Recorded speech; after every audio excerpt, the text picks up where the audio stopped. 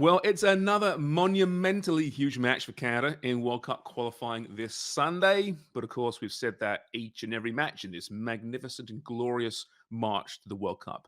But the actual fact is, Canada's unbeaten run, including Thursday's 2-0 win in Honduras, coupled with Panama's loss to Costa Rica, has given John Herdman's men some breathing space. They can afford a couple of losses, to be honest, but that, of course, won't even be mentioned in the confines of the Canadian locker room. They want first place in the group. They believe they can finish in first place. So basically, they're just like the US, who are, of course, more familiar in this role. Now, I was speaking to US journalist Grant Wall earlier, and he called this a giant interconfederation showdown. Just let that sink in. A giant interconfederation showdown. These are new times for Canadian soccer. These are strange times for Canadian soccer.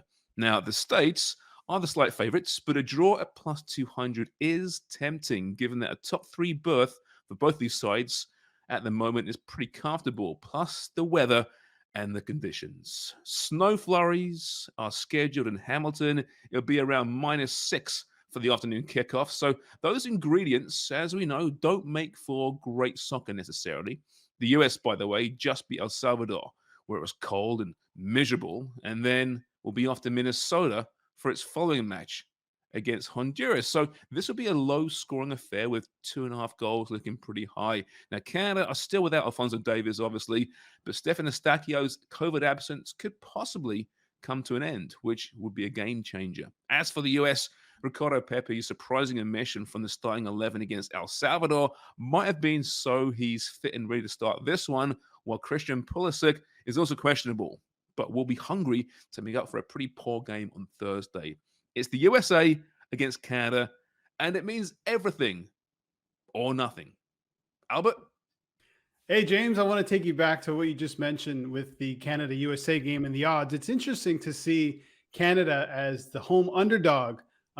It's essentially a pick 'em, Canada plus 180, USA plus 160, I think, as we all know. But when you have these two teams at the top of the group looking to qualify for the World Cup, we usually get a tight affair. And you mentioned the weather is going to be a factor. Do you feel like both these teams are going to approach that way in a very slow, methodical manner?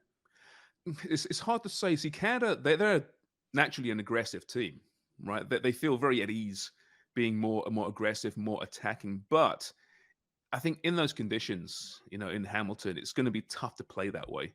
And as we see them play in Edmonton, I mean, they may not be quite those conditions just yet, but it was a bit more methodical, feeling each other out. These are two very even teams Yeah. as well. Neither team wants to lose this game, obviously, so they'd be happy with the draw. So yeah, I mean, I don't think we'll see a dynamic end-to-end battle. It could be a low-scoring affair, I think. But yeah, I think I'm kind of with you there. Expect a low-scoring affair, not champagne football, but the conditions perhaps more than the actual occasion is the reason for that. Yeah, and that win over on Honduras takes obviously the pressure off of Canada. Yeah. They don't have to approach that game with such an attacking threat because of the position that they're in. I want to talk about this quote John Herdman said after the game. He goes, "We never came here to play football in Honduras. We came here to grind out a result." I feel like that quote really tells the story of Canada and what this team has become. Yeah, a team that can do it many different ways, right? He knew what to expect from Honduras. That's how they play. We could talk about the stadium and the history. Listen, it was 50% capacity.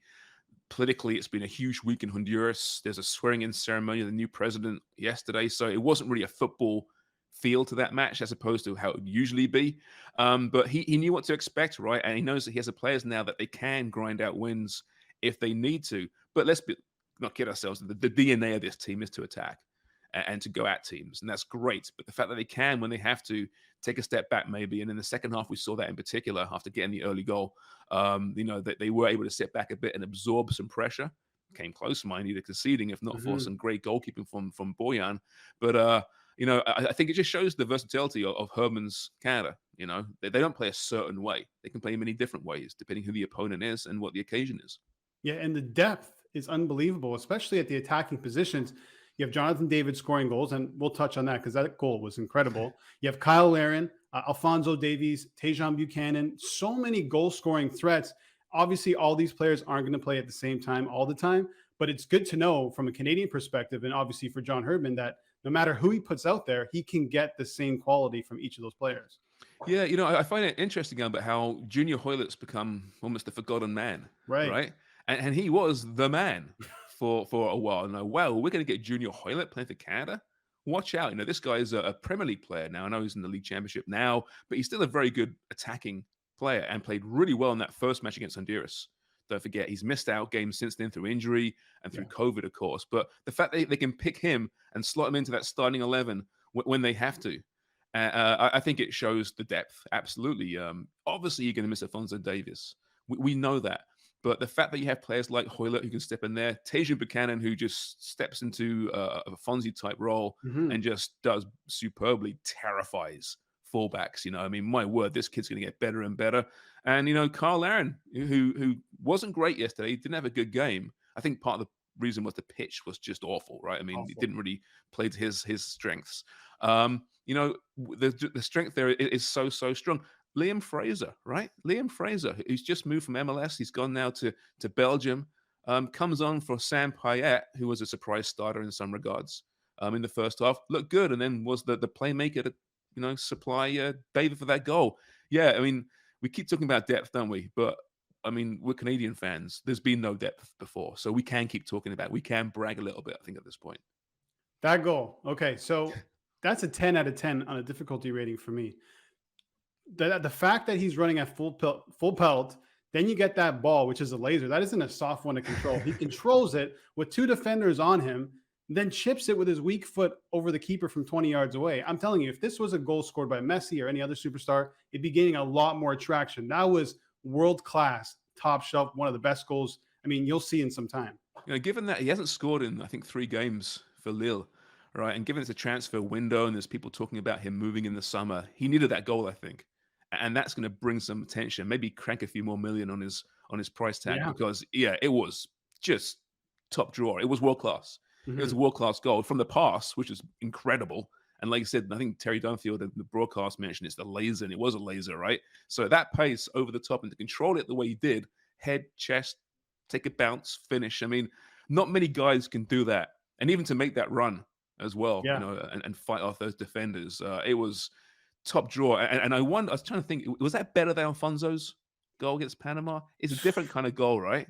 Yeah, it was a different kind of goal, and it just the way Alfonso fought for that goal to get the ball back, beat the defender. Yeah, two different goals, but I think of equal importance. Yeah. Oh, yeah, for sure. Absolutely. That was in the 4-1 game, of course, against Panama, wasn't it? Yeah, But that's iconic. I wonder if this will be quite as iconic just because Alfonso's Alfonso, right? He's still the poster boy. And even though Jonathan David will be sharing that poster, I think, for many years to come, at the moment, it's Alfonso's poster. And to get that moment, the first real moment that we've seen from this Canadian team that we can really say, nah, that's who we are. Now, maybe that puts it just above David's goal, but from a pure skill standpoint, I mean, the pace of that ball over the top, I mean, we've all played soccer, right? I can barely control the ball coming at me head height from 6 feet away, let alone 40 yards away, on a string. I mean, yeah. incredible. Great pass. It really was a great pass. A lot of pace on it. You need a player of David's quality to control that. One nice thing about this Canada going to Honduras and winning that game is they can now shed that demon. No one has to bring that up anymore. No more 8-1 loss. No more 36 years. I mean, it starts to get old. And thankfully, these players, it doesn't weigh on them clearly, but it really does start to get old. But as Canada progresses through World Cup qualifying, and eventually I think they will get there, a lot of what's happened in the past, I don't think will be talked about anymore. I agree. I'm so bored of that Oh narrative. my And I God. was saying it before this match, like, listen, guys, they've played Honduras before, right? Between 2012 and now, I think 5 times. They've beaten them once. They've lost once, 3 draws, right? It's not as if they play them once every 10 years, Yeah. and this game wasn't even as important as that game was, right? So, okay, Canada's now beaten them in Honduras for the first time since '85. Let's move on from that narrative. This is a different team. It's a completely different sporting culture in soccer in this country right now than it was in 2012. So let's move on. Let's create some new memories, some positive memories, and not dwell on the negativity of the past. One thing I want to talk about quickly before we go, that USA Canada game. I'm interested to see how John Herdman lines up and who he puts in that 11. I think we should probably expect Estacchio to come into the midfield, which is great news if he's fully fit.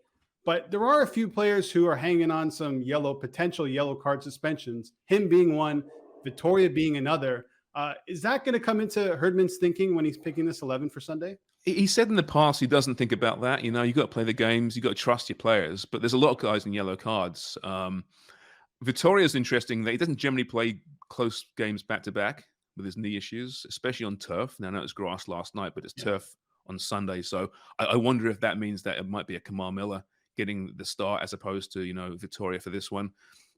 We'll see. Trying to predict John Herdman's 11s, it might be the hardest thing to predict in the world. I know Pep Guardiola's City's hard to predict because there's so many great players and it's different each week, but Herdman changes formations and players so quickly and so regularly that, I was on a show last night and they asked me to pick my 11 that I thought would make it. Yeah, I was wrong by a mile. Sam Hayek starts. Oh, Yeah. All right, Kamal Miller's not in there. In comes Kennedy. He's been out for a while. He gets right back in there. Didn't see these things coming, but you see, it's hard to predict. But he can pick and choose.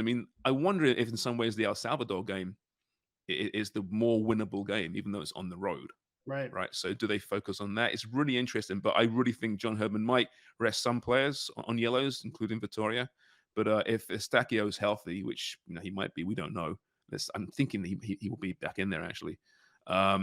If that's the case, you got to start him with or without a yellow card.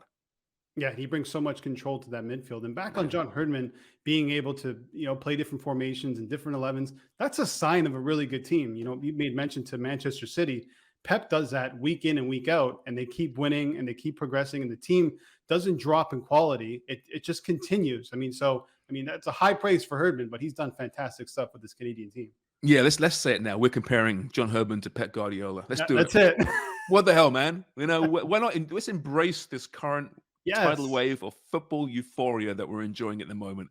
I'll tell you what, he's getting respect around the world. BBC did a story on him last week. Oh, wow. We want to hang on to John Herdman as long as possible, but I do think at some point he'll make a move somewhere, and it could be back to Europe because he's got that burning ambition, and I think he's shown a lot of people that he's legitimate. He's a very good coach.